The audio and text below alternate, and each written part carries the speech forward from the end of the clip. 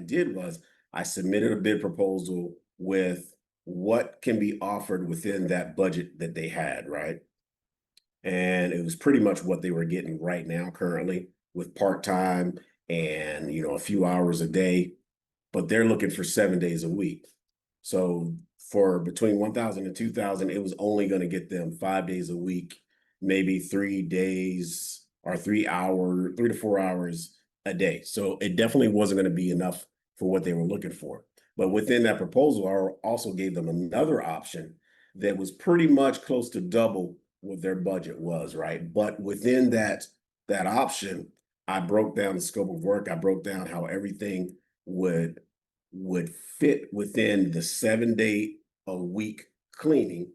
We were giving them two cleaners that were going to be there, and they would be able to kind of stagger their shifts. So one would be a male, one would be a female, because there are men and female restrooms. What I found out that when you're dealing with, like YMCA's, community centers and stuff like that, and you have men and women restrooms, right? It works better to have a male and a female on the shift so that when those bathrooms and those locker rooms are being cleaned, they don't necessarily have to be closed down. For instance, if a male is in a women's uh, restroom and vice versa, you basically have to shut that that restroom down because of it being the opposite sex and being on it, pretty much erring on the side of safety.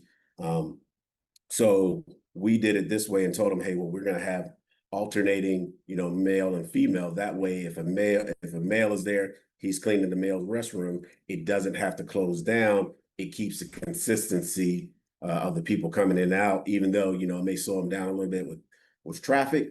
It does not close down the locker rooms for 30 minutes to maybe 45 minutes a day, which is an inconvenience to the people that are actually um, working, or not really working, but the people that are actually utilizing the facility. Sorry about that.